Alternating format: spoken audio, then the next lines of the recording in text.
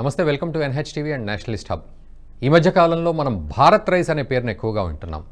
So కేంద్ర ప్రభుత్వం భారత్ రైస్ను ప్రవేశపెడుతోంది.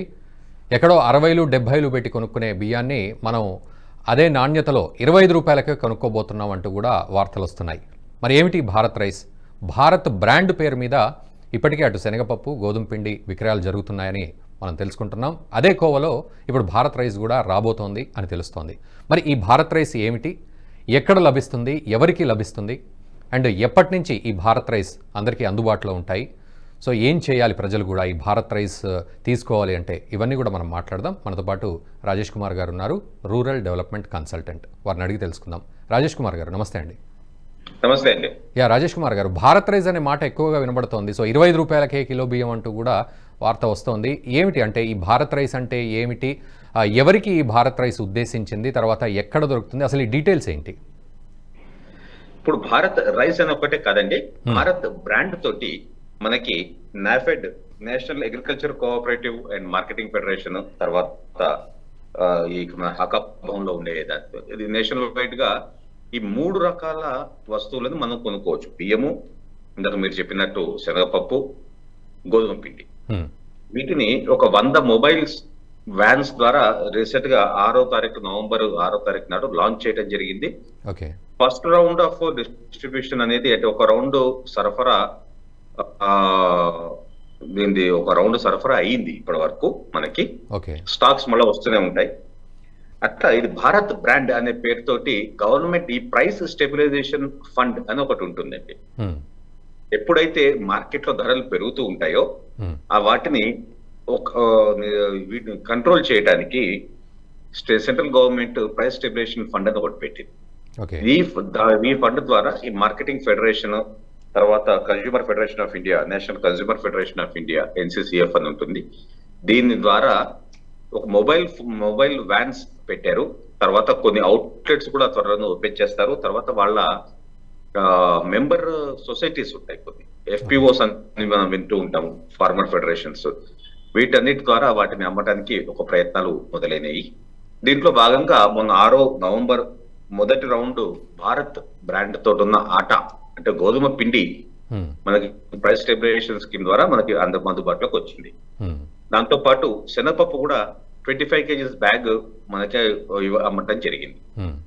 ఇది ఎవరంటే వాళ్ళు కొనుక్కోవచ్చు అండి, దాంట్లో ఏమీ రిస్ట్రిక్షన్ లేదు. మీకు ఆధార్ కార్డు ఒకటి ఉంటే సరిపోతుంది, ప్రూఫ్ ఆఫ్ ఐడెంటిటీ కోసం. అంటే మళ్ళా ఎవరో కొన్ని బ్లాక్ చేయకుండా ఉండటం కోసం అని చెప్పి ఒక చిన్న ఇది పెడతారు. దాంట్లో రేషన్ కార్డు ఉందా లేదా, లేకపోతే సబ్సిడైజ్డ్ ఇది అని కాకుండా వీళ్ళు జనరల్ గా కొంటూ ఉంటారు. గవర్నమెంట్ ఎప్పుడు కూడా FCI నుంచి, కోఆపరేటివ్ ఫెడరేషన్స్ ద్వారా మార్కెట్ లో రైతుల దగ్గర నుంచి కొన్నదాన్ని సరసమైన ధరలకు మళ్ళా తిరిగి మార్కెట్ లోకి రిలీజ్ చేస్తూ ఉంటారు. వీటిని ఒక్కొక్కసారి టెండర్లు వేసి అమ్ముతూ ఉంటారు చాలా మటుకు. అలా కాకుండా కన్స్యూమర్ కి కూడా డైరెక్ట్ గా రావాలి అని ఈ చిన్న ప్యాక్స్ చేయడం జరిగింది. ఇంతకు ముందు ఎప్పుడు కూడా మీరు ఒక NCCF వాళ్ళ వెబ్సైట్ లో కానీ, నాఫెడ్ వెబ్సైట్ లో కానీ వెళ్తే వాళ్ళు టెండర్స్ ఇష్యూ చేస్తుంటారు. ఇప్పుడు FCI కొన్న వాటిని కూడా టెండర్స్ ద్వారానే మళ్ళీ అమ్ముతూ ఉంటారు. ఇప్పుడు రేషన్ షాప్స్ లో మనకి జాతీయ సరఫరా ఏదైతే ఉన్నాయో, నేషనల్ ఈ ఫుడ్ సెక్యూరిటీ కింద మనం రేషన్ షాప్స్ లో దొరికేవి, అవి కూడా FCI ద్వారానే ప్రొక్యూర్ చేసిన బియ్యాన్ని వాళ్ళు ఇస్తూ ఉంటారు.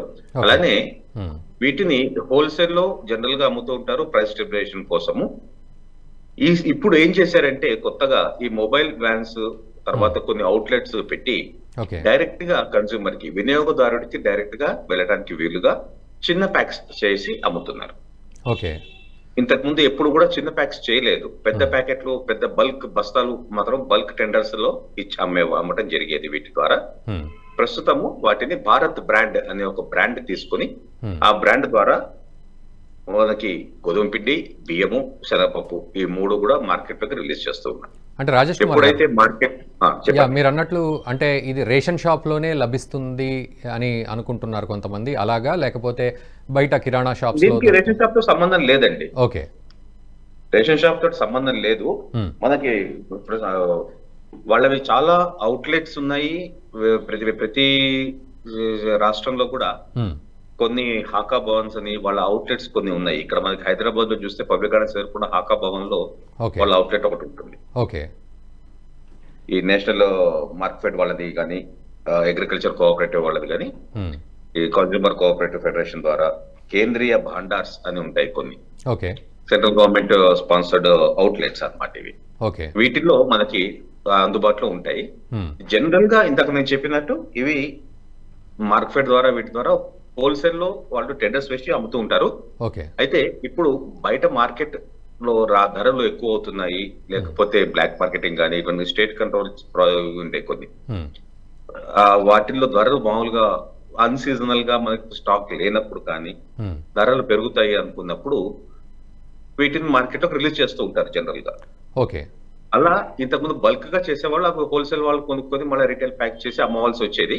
ఓకే ఇప్పుడు డైరెక్ట్ గా గవర్నమెంటే చిన్న ప్యాక్స్ చేసుకొని మ్మ్. 25 కేజీస్ బ్యాగ్స్, ఇప్పుడు శనగపప్పు కానీ ఇవి కానీ 25 కేజీస్ బ్యాగ్స్ అమ్మటం జరిగింది. ఇంతకు ముందు మ్మ్. మనకి పేపర్ లో కూడా మనం న్యూస్ చదివి ఉంటాం. నవంబర్ టైంలో మ్మ్. మనకి విస్తృతమైన ప్రచారం అవును. జరిగింది. ఆఫ్ కోర్స్ అవును పెయిడ్ అడ్వర్టైజ్మెంట్లు కాదు కాబట్టి ఎక్కువ ప్రచారం మన న్యూస్ పేపర్స్ చేయవు ఇలాంటి విషయాలు. మ్మ్.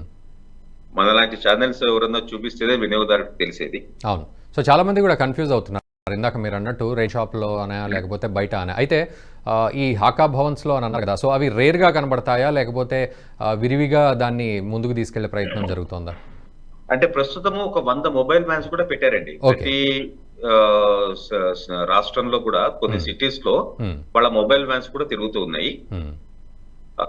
అది ఫస్ట్ రౌండ్ ఆఫ్ ప్రొక్యూర్మెంట్ అదే సేల్స్ అయితే అయినాయి అని చెప్పి ఇందాక నేను మాట్లాడటం జరిగింది. యా యా ఇక్కడున్న చైర్మన్ గారితో మాట్లాడడం జరిగింది నిన్న.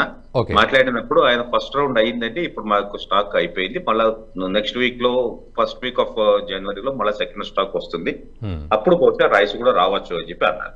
ఈ భారత్ బ్రాండ్ బియ్యం కూడా మనకి అందుబాటులో బహుశా సంక్రాంతి కానుకగా మనకి అందుబాటులోకి రావచ్చు. ఓకే. మరోవైపు ఇప్పుడు 60 రూపాయలు 70 రూపాయలు 50 రూపాయలు పెట్టి కిలో బియ్యం కొంటూ ఉన్నారు బయట వినియోగదారులు. అయితే ఆ బియ్యం నాణ్యత ఏ విధంగా ఉంటుందో అందరికీ తెలుసు. సో ఈ 25 రూపాయల బియ్యం అనేసరికి కొంతమంది తక్కువ నాణ్యత ఉంటుంది అని అనుకునే పరిస్థితి ఉంటుంది. బట్ ఈ నాణ్యత ఏ విధంగా ఉండబోతోంది?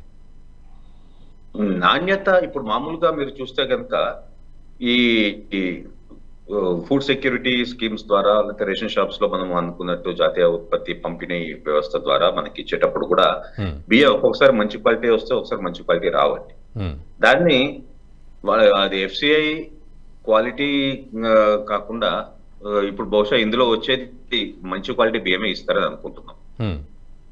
జనరల్ గా ఏమవుతుందంటే రైతులు పండించిన రకరకాల బియ్యాన్ని FCI కొంటుంది. Hmm. Food corporation of India Okay. వాటిని ఎంఎస్పి రేట్ తోటి వాటిని కొనటం జరుగుతుంది.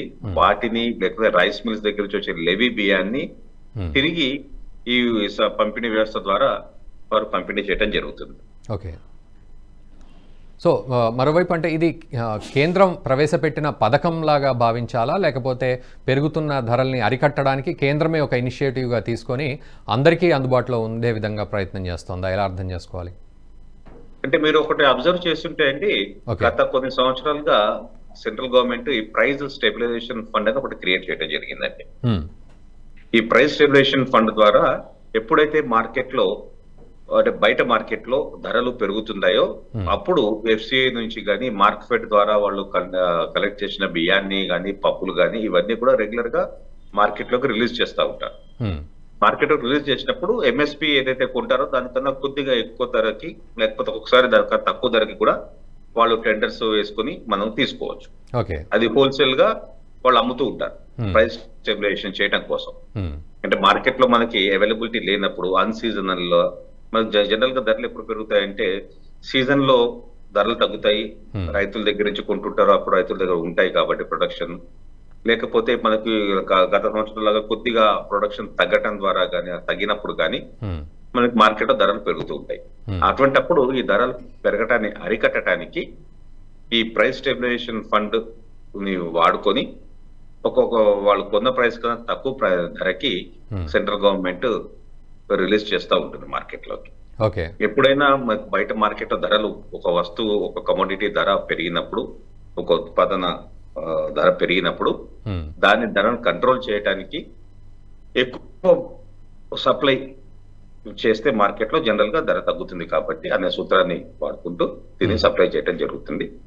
అయితే ఇప్పుడు ప్రస్తుతం మీరు ఈ భారత్ బ్రాండ్ అనేది మనం చూస్తే గనక ఇది డైరెక్ట్ గా వినియోగదారుడికి తక్కువ మొత్తంలో కొనుక్కునేందుకు వీలుగా చేయటం జరిగింది. ఇంతకు ముందు 100 టన్నులు 1000 టన్నులు టెండర్ల ద్వారా అమ్ముతుండేవాళ్ళు. మినిమం 100 టన్స్ 100 బ్యాగ్స్ 200 బ్యాగ్స్ అట్లా కొనుక్కోవాల్సి వచ్చేది హోల్సేల్ టెండర్స్ ద్వారా. అయితే ఇప్పుడు ఏం చేశారంటే అది 1 kg pack 5 kg pack 25 kgs pack అట్లా చిన్న ప్యాక్స్ చేసి వినియోగదారుడు నేరుగా ఓపెన్ అవుట్లెట్ లో వెళ్ళి కొనుక్కోయేటట్టుగా చేశారు. సో అంటే మరి దొరకని వాళ్ళకంటే స్టాక్ ఇప్పుడు మీరు అన్నట్లుగా స్టాక్ అయిపోవడం దొరకని వాళ్లకు సో ఎటువంటి ఫ్రీక్వెన్సీ తోటి దొరుకుతుంది, మరి ఎంతమందికి లభిస్తుంది ఈ 25 రూపీస్ కేజీ భారత్ రైస్ అనేది? ఇది ప్రస్తుతం మనం ఇంకా చెప్పలేము. ఇవాళ వచ్చిన న్యూస్ ప్రకారం అయితే వాళ్ళు ప్లానింగ్ అన్నారు, తర్వాత దాన్ని భారీ మొత్తంలోనే రిలీజ్ చేస్తారు. ఓకే, చిన్న చిన్నగా కాదు, భారీ మొత్తంలో రిలీజ్ చేస్తారు. వీళ్ళ 100 మొబైల్ వ్యాన్స్ తోడుగా ఈ కేంద్రీయ బండార్స్, ఈ హాకా భవన్ లాంటి వీళ్ళ స్టోర్స్ ఏవైతే ఉన్నాయో సెంట్రల్ గవర్నమెంట్ మార్క్ఫెడ్ వాళ్ళ స్టోర్స్ లో నాఫెడ్ స్టోర్స్ లో వాటి ద్వారా రిలీజ్ చేయడం జరుగుతుంది. రిలీజ్ చేసేటప్పుడు అది మీరు బ్రాండెడ్ ఆటా కానీ బ్రాండెడ్ గోధుమ పిండి కానీ బ్రాండెడ్ బియ్యం కానీ కొనుక్కున్నట్టు భారత్ అనే బ్రాండ్ తోటి సెంట్రల్ గవర్నమెంట్ వాటి ప్రైస్ కూడా ఫిక్స్ చేసి దాన్ని ప్రింట్ అయ్యి వస్తుంది అది. ఓకే రాజేష్ కుమార్ గారు, చివరిగా అంటే ఇది మీరేం చెప్తారు? అంటే సామాన్యులు కొనుక్కునేదా, లేకపోతే ఆర్థిక స్థితిగతులు సరిగ్గా లేని వాళ్ళ, లేకపోతే ఎవరైనా కొనుక్కోవచ్చు ఆ క్వాలిటీ బాగుంటుంది అంటారా? ఏమంటారు చివరిగా? అంటే ఇప్పుడు మీరు ఒకటి అబ్జర్వ్ చేయాలండి. ఓకే, మనకి ఈ జాతీయ పంపిణీ వ్యవస్థ ఏదైతే ఉన్నదో రేషన్ షాప్స్ ద్వారా వచ్చే 2-3 సంవత్సరాల దాకా కూడా అందరికీ 5 సంవత్సరాల వరకు అనుకుంటాం కొన్ని 2 సంవత్సరాలుగా ఇస్తున్నారు. 3 సంవత్సరాలు కరోనా వచ్చినప్పటి నుంచి ఉచితంగా బియ్యం ఇవ్వటం జరుగుతుంది.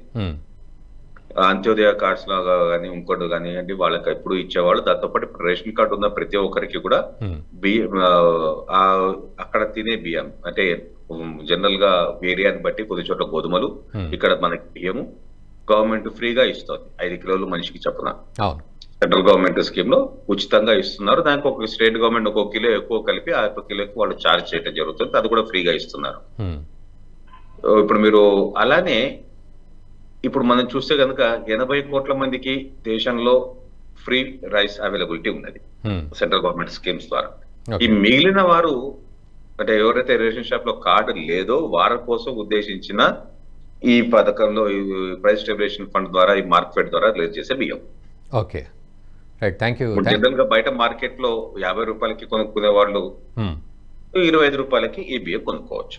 Okay, thank you very much Rajesh Kumar, thank you very much for the information.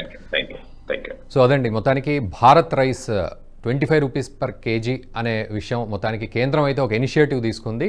So ఇప్పటివరకు శనగపప్పు గోధుమ పిండి వచ్చింది, ఆ తర్వాత ఇప్పుడు రైస్ను కూడా ప్రవేశపెట్టే ప్రయత్నం జరుగుతోంది. సో త్వరలోనే అటు ప్రజలకు సామాన్య ప్రజలందరికీ కూడా అందుబాటులోకి వస్తుంది అనేది మనకు అర్థమవుతోంది. Stay tune. ఈ వీడియో మీకు నచ్చినట్టయితే లైక్ చేయండి, 10 మందికి షేర్ చేయండి. అలాగే కామెంట్ల రూపంలో మీ అభిప్రాయాలను మాతో పంచుకోండి. Nationalist hub group of channels ను సబ్స్క్రైబ్ చేసుకుని తెలుగునాట జాతీయవాద జర్నలిజాన్ని ప్రోత్సహించండి. ఈ వీడియో కింద ఉన్న బెల్ ఐకాన్ పై క్లిక్ చేయడం మర్చిపోవద్దు.